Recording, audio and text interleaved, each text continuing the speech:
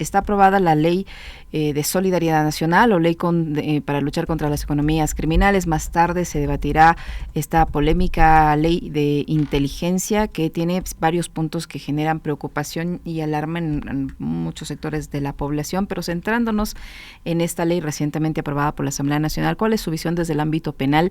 ¿Qué tan fácil va a ser aplicar esta normativa? ¿No contradice ciertos aspectos del Código Orgánico Integral Penal o va a tener que reformarse el Código Orgánico Integral Penal para poderla aplicar? ¿Cómo la mira usted y en qué medida estos cambios que se plantean a través de la Asamblea Nacional van a evitar cosas como las que han ocurrido, por ejemplo, esta mañana en el sector de La Peca en Guayaquil, donde una nueva matanza ha cobrado la vida de entre 7 y 5 personas? Las cifras todavía no están confirmadas, pero al menos hay 5 personas asesinadas y se suma a la gran lista de víctimas mortales que ha cobrado esta ola de violencia en el país. Buenos días, bienvenido.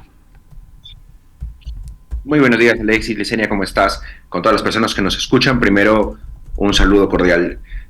Varias cosas, varias preguntas que merecen cada una un análisis detenido. Partiendo de cómo evitamos la matanza.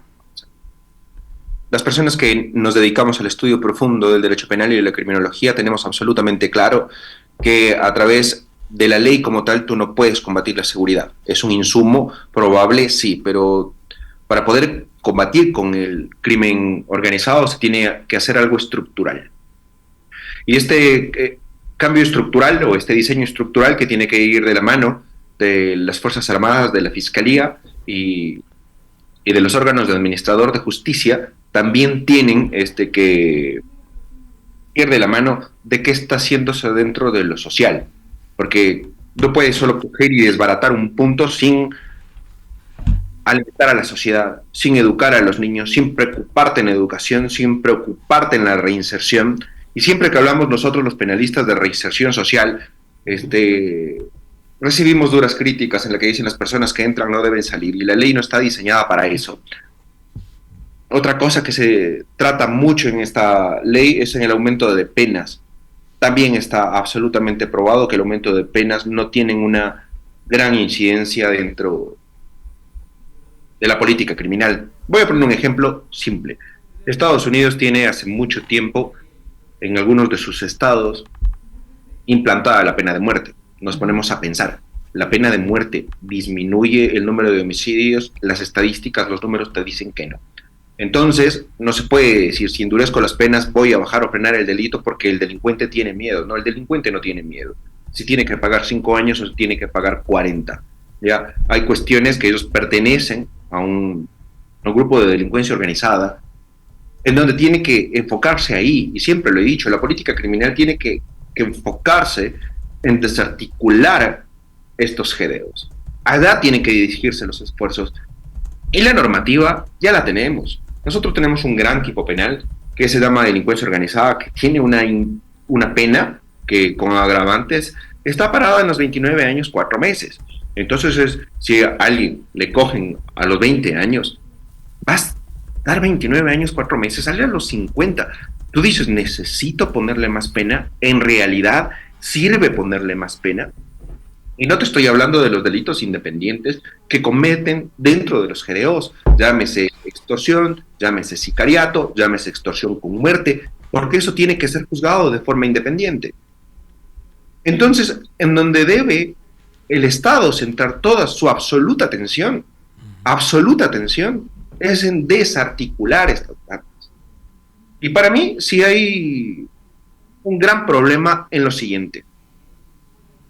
Voy a retroceder 15 días atrás, en donde hicimos tal operativo, en donde las fuerzas policiales entraron, capturaron a 20 personas y dijeron después de esto 17 personas ya estaban en libertad. Y tú ves ahí un choque profundo entre las Fuerzas Armadas, entre la policía, entre la Fiscalía y entre la Judicatura. Uh-huh. ¿Por qué? Porque no hay una articulación profunda acerca de esto. A ver, ¿qué pasa?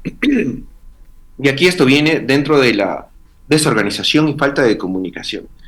Si tú entras y dices, ellos son miembros de tal banda, ¿ya? Llámese los tiguerones, llámese los choneros, llámese chonequillers, XGDO, tú los identificas, los sigues de forma independiente, sin una investigación previa detrás, sin el compromiso de un fiscal detrás, solo entran, los capturan. En el momento en el que les capturan, ¿qué tiene que pasar? Porque tienen que entender el procedimiento, tienen que llevarse a estas personas ante el juez competente para que éste escuche por qué se les va a formular cargos. Y si tú no tienes un caso concreto en cada una de las personas que están ahí, si estamos en delincuencia organizada, cuál es el rol que cumplen ellos dentro de la organización, o cuáles son los delitos por cuáles debaste, no tiene sentido la detención, porque la conclusión irrefutable va a ser la libertad, porque no le han presentado al juez por qué debe estar detenido. Ahora bien, este es un caso en concreto. Ahora tenemos otro que ha generado gran polémica la semana pasada, en donde hubo secuestro extorsivo con resultado de muerte, y ahí se le dio una medida sustitutiva, en donde el Consejo de la Judicatura dijo, por principio de igualdad, se les dio medida alternativa a los dos, perdóneme, señor, disparate que comunicaron haciendo alusión al principio de igualdad. Recordemos que este principio de igualdad se divide en igualdad formal y material ante la norma, es decir, que a dos personas que se encuentran en idéntica situación, cuando se le da a uno un trato diferente, se genera un trato discriminatorio, pero estamos hablando en personas que se encuentran en idéntica situación jurídica, y en una formulación de cargos, tú no puedes comparar a una persona con otra para ver si se encuentran en idéntica situación, porque ahí el estudio que debe realizar el juez es absolutamente personal. Entonces, invocar, no, es que al otro la fiscalía no le pidió prisión preventiva, que también es un error a mi criterio por la gravedad del delito. Haber aludido a este principio es un mal comentario, una mala explicación, una mala defensa del juez, y que de eso haga vocería del Consejo de la Judicatura sí me parece un craso y un enorme error, porque ahí no aplica el principio de igualdad, porque el principio de igualdad en una formulación de cargos no tiene cabida, porque se analizan circunstancias absolutamente personales. Uh-huh. Doctor, qué gusto saludarle, buenos días. Yo tengo dos inquietudes y pedirle su criterio, su opinión y lectura con respecto de, primero, cómo se va a poder juzgar eso, y después también pedirle su opinión con respecto de el otro tema, la manipulación que ha habido, manipulación que tiene que ver, digamos, con el rol de los medios de comunicación, de los analistas, pero también de la clase política. El uno es de este asunto de la pertenencia con el que quieren juzgar a personas por tener supuestos vínculos con grupos de crimen organizado. ¿Cómo se va a determinar aquello? Digamos, hemos visto casos en los que por un tatuaje se pretende estigmatizar a una persona. Estaríamos llegando a unos niveles horribles de persecución y de criminalización, por un lado. Y por otro, el famoso asunto de la tabla de umbrales, mal llamada tabla de drogas en el pasado, hoy parámetros, ¿no? Que dicen, es que antes no estaba definido, ¿no? Pues estaba plenamente definido cuáles eran los montos que podía portar una persona para ser considerada consumidor y para ser juzgado como microtraficante. Esos dos temas, por favor. Voy a empezar desde el segundo, que creo que merece muchísima más atención, porque se lo debe comprender. Primero, nosotros tenemos un derecho, y quiero que se entienda desde ahí, que se llama el derecho al desarrollo de la libre personalidad, o llamémoslo de una forma más didáctica, autodeterminación. Y esta autodeterminación te permite a ti elegir qué rumbo le darás tú a tu destino, y evita que el Estado tome un rol paternalista y te castigue la autolesión. ¿Y por qué digo cosas que parecen que no se entienden? Porque fue un error eliminar la tabla de drogas, y un craso error. Y hoy regresa, porque te estrellas contra la pared y entiendes que eso no estaba bien realizado. Disfrazan, y se disfrazó un discurso, y la gente no entiende que cuando se habla de tabla de drogas, lo que se impide es que la persona que consume pero que no vende vaya a la cárcel, porque eso tiene dos escenarios fundamentales. El primero de ellos, estás metiendo una persona que no es un criminal en la cárcel, ¿ya? Y lo estás sometiendo a extorsión, lo estás sometiendo a un peligro de muerte, y sobre todo, lo estás sometiendo a un posible y entero reclutamiento, a un GDO, no porque quiera, sino porque dentro de la cárcel le toca. O te unes a un grupo o te unes al otro para buscar protección y supervivencia dentro del centro carcelario. Entonces mira lo que hiciste con una persona que nunca traficó, que nunca hizo otra cosa, más allá de consumir, tú lo insertas dentro del sistema carcelario. Y segundo, diferenciar qué es un consumidor y diferenciar cuál es un microtraficante. Y aquí está el gran dilema en donde los políticos disfrazan los discursos, la policía disfraza el discurso y la sociedad malentiende y dice, no, es que esa es la zapada porque el microtraficante sale únicamente con las dosis que supuestamente se permiten en el umbral. Pero, oye, es que es fácil detectarlo. Vamos más de 12 años en esto. Y si tú tienes a una persona que está parada en la esquina, que está haciendo innumerables cruces de manos, estás viendo en el momento de la detención que tenía 4 funditas y que tenía varios dólares en el otro lado, entiendes que él no es un consumidor. O puede ser un consumidor, pero también es un microtraficante. Y lo uno no le exime de lo otro. No es que van de la mano, yo puedo ser un microtraficante, pero como soy consumidor no me van a meter en la cárcel. No, error. Lo que el umbral de consumo se denomina es algo que le haga entender al juzgador, que le haga entender al fiscal, que le haga entender al sistema que esta persona no es un microtraficante, que la sustancia que tenía no se iba a dedicar para el expendio de los demás, sino para el autoconsumo. Me voy a hacer daño, sí, pero yo. Y el Estado no puede castigar la autolesión.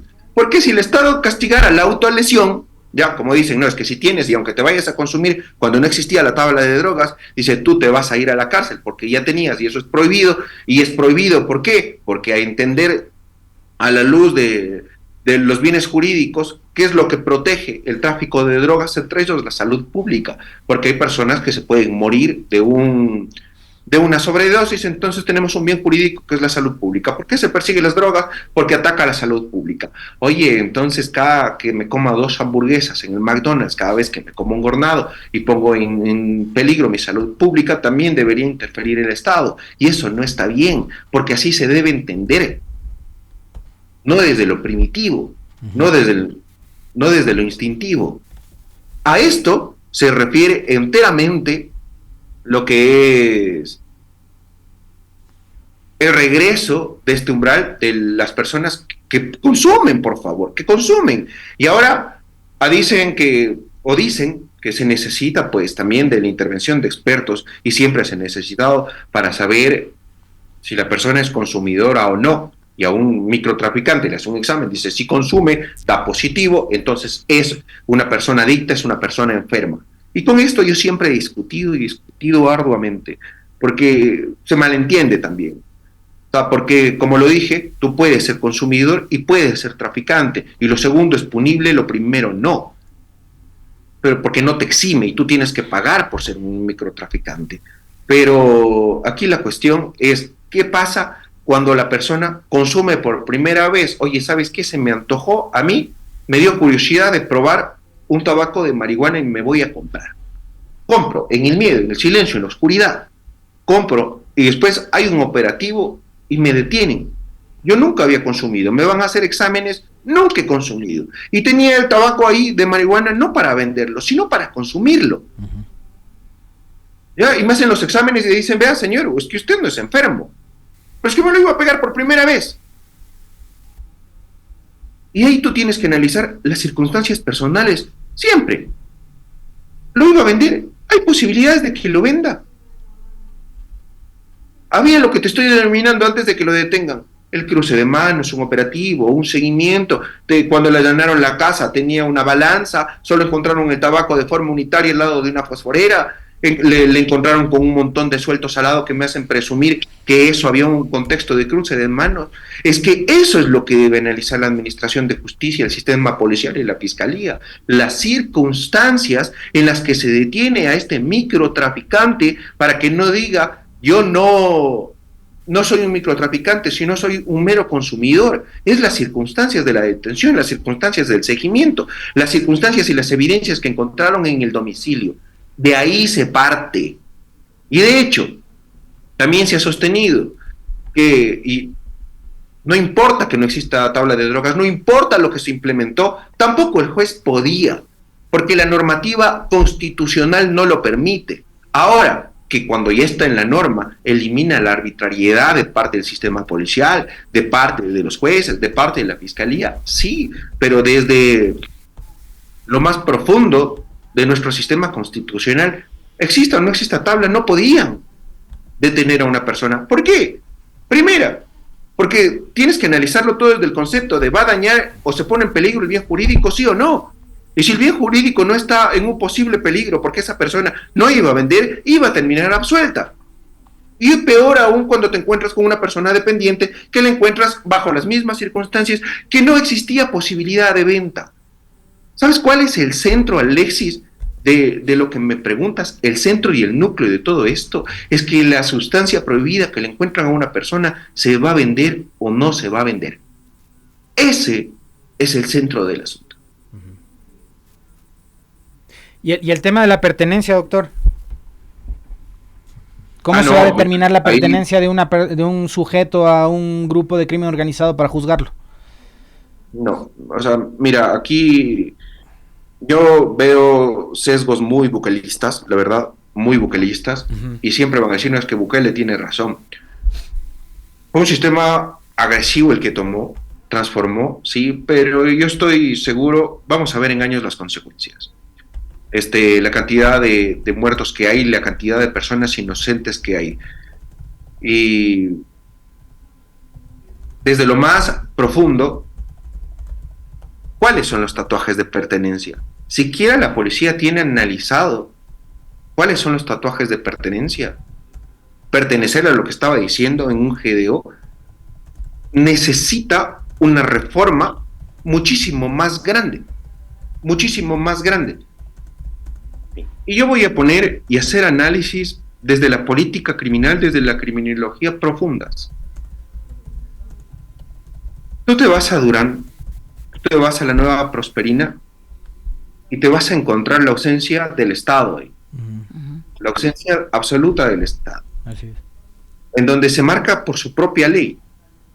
En donde el niño que tú le encuentras cerca de la cantina, cerca del bar, él está mirando al joven de 17, al adolescente de 17 y al adulto de 18 años que pertenece al GDO y que se puede pagar las cervezas, que tiene el carro, que tiene mujeres. Para el niño que está viendo eso, que tiene 12 años, que tiene 13 años, que tiene 14 años, su héroe no es el Estado, es él, porque él puede comprarse lo que él quiere, él puede tener carros, él puede tener mujeres. Entonces, la ausencia del Estado ha provocado que se creen falsos ídolos, ¿ya? Y cuando tú le preguntas al adolescente, oye, ¿y él quién es? Te dice, no, es que él pertenece a A, B, C, D, G, D, O.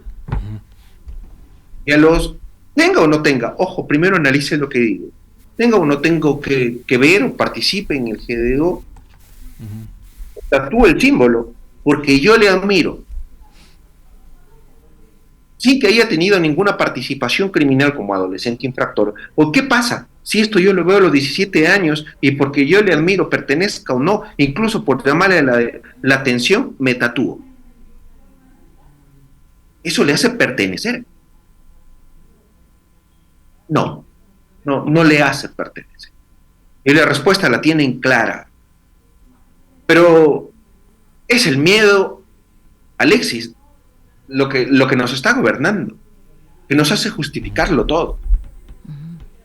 Y este miedo que se produce definitivamente es por ausencia del Estado y por una fuerte ausencia de la Fiscalía General del Estado, y no me voy a cansar de decirlo, porque nosotros tenemos ya un ordenamiento jurídico y no es culpa de las leyes lo que está pasando, porque el ordenamiento jurídico ya está ahí.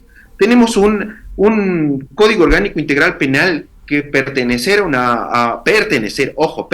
es participar de forma activa, y participar de forma activa en un grupo de delincuencia organizada tiene una pena de 29 años, 4 meses. Ya no necesitamos hacer nada ahí.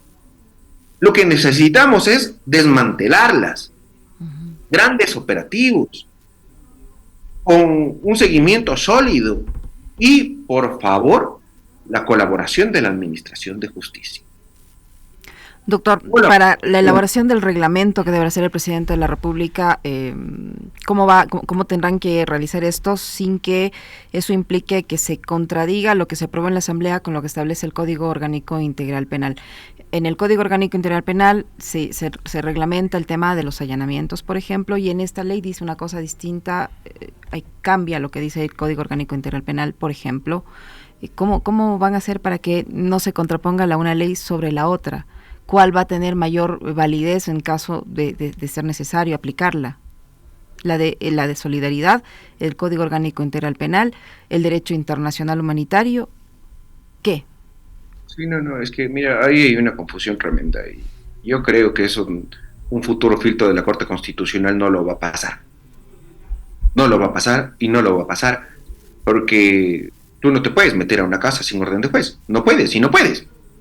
¿Ya? Y si me dice la ley, no, es que ¿sabes qué? Se reunió aquí A, B, C, Pepito y Juanito y dijeron que en esa casa hay algo, entonces nos metemos sin orden de juez.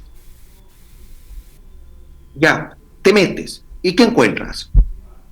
Si encontraron algo en delito flagrante, sea armas, sea dinero, sea sustancias estupefacientes y psicotrópicas, bingo, ¿qué? Coges y le llevas ante la autoridad competente para ver su pronunciamiento. Pero lo que en verdad da terror, lo que da miedo, es qué se puede hacer con esta norma. ¿Qué se puede realizar? Porque ese poder, a mi criterio, no debe estar en manos de ningún gobierno, no de este, de ninguno, porque es muy poderoso, porque te hace falta solo una pequeña noticia para coger y meterte en la casa de cualquiera y ponerle cualquier cosa. Y generarle ya un problema. Y no lo hablo por este gobierno, estoy hablando de ese poder no lo debe tener ningún Estado. Ninguno. Ahora bien, que si quieren realizar daño a un político, tampoco necesitan de esta norma. Porque ya hemos visto que la policía se inventa un parte, con este parte, le ponen en manos al juez, el juez autoriza y le ganan nomás. Entonces decir, no, es que con esta ley se van a cometer este abuso, no hay que romantizarlo así o generar una pelea de adversarios diciendo, no, es que me van a hacer esto, no, es que ya lo han hecho, y no ahorita, lo han hecho antes, lo han hecho hace 10 años, lo han hecho hace 15, cuando quieren meterse en la casa del adversario y hacerle daño, lo hacen. Ya vieron cómo se metieron en la casa de Villavicencio, ya vieron cómo se metieron recién nomás en la casa de abogados. Entonces cualquier persona que es incómoda puede ser allanada. Esta mañana entonces, en la casa de la jueza Nubia Vera, que defendía que tenía el caso de la ex vicepresidenta Verónica Abad, por ejemplo.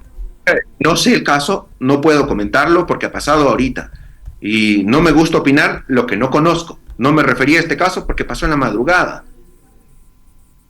Pero eso ya lo hemos visto y no es que esta ley me lo va a permitir porque son prácticas que se han venido generando, porque nosotros tenemos un sistema político tan fuerte que les fascina perseguirse por turnos.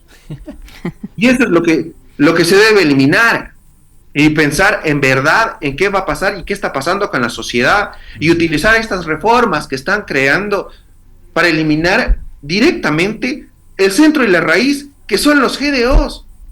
Porque esto solo nace, mira, para que la gente vaya comprendiendo. El Ejecutivo te nombra a dedo ministro del Interior, a dedo secretario de Seguridad, a dedo al Comando Conjunto de las Fuerzas Armadas, a dedo comandante general. ¿Qué significa todo esto? ¿Qué es la labor del Ejecutivo? Verificar que el crimen organizado no filtra al país. Pero el sistema también está diseñado para que fracase. Y cuando fracasa, todas estas personas que acabo de nombrar, todas estas instituciones, pasan a trabajar de la mano con una institución que se llama Fiscalía General del Estado. ¿Para qué? Para este crimen organizado que ya permeó, ya tú lo desarraigues y ahí tienes la ley, tienes los delitos, tienes todo para atacar y no hacerlo. Porque aquí el líder es uno, es la Fiscalía General del Estado. Y no importa cuánto yo le dote a la Policía Nacional, porque aquí la Policía Nacional tiene dos roles. El primero, el preventivo, ver que no me roben en la calle, que no extorsionen mi negocio, que no me sicareen, más control. Pero aquí el rol de la Fiscalía es el más fuerte, coger y atacar al núcleo de los GDOs y desmantelarlos, utilizando ya pues una delincuencia organizada que tienes súper bien marcada. Ir a la raíz, ir a los centros carcelarios de donde están operando, hacerte un segundo operativo, dividirlos donde están, no dejarles trabajar en conjunto. Eso es lo que se debe hacer, porque ahorita cuando ya nos invadió el crimen organizado, aquí hay un líder, y se llama Fiscalía General del Estado, y la Fiscalía General del Estado es la que debe manejarse de la mano con sus instituciones de inteligencia para perseguirlos, espiarlos, y con evidencia llevar un caso sólido y decir, esto es lo que hacen, denles 29 años, gracias. Pero si coges y dicen, no, es que acá los 20 Juanitos pertenecen al GDO, llega el fiscal y muestra 4 seguimientos, ninguno con relación de otro, el juez les libera, yo diría, ahí es culpa de la Fiscalía, no del juez. Ahora, cuando vienen casos fuertes, potentes de la Fiscalía, viene el dinero del GDO, corrompe o amenaza al juez, le deja salir, oye, tienen que eliminar eso, porque tiene que haber una depuración fuerte en el sistema de justicia. Y aquí yo no voy a cerrar los ojos, no voy a decir que no. Mira, por parte de la anterior administración en la Fiscalía General del Estado, hubo persecución que yo le llamo a dedo, porque lo que quiso sí lo hizo, pero también debo aplaudir otras cosas, que sí dijo, oye, por lo menos métele miedo al juez de que si hace algo malo, algo le va a pasar, porque ya se están delatando entre ellos. Eso pasó. Y menciono, por ejemplo, el caso Plaga, en donde los jueces comenzaron a decir, sí, esto lo hice con este juez y con este juez, y comenzaron a delatarse entre ellos. Y limpieza para profunda que se realizó en ese caso en específico. De los demás no voy a referirme porque tengo un profundo antagonismo y un profundo rechazo con lo que pasó. Pero eso sí es parte de una investigación y de lo que debía realizarse y de lo que debe realizar.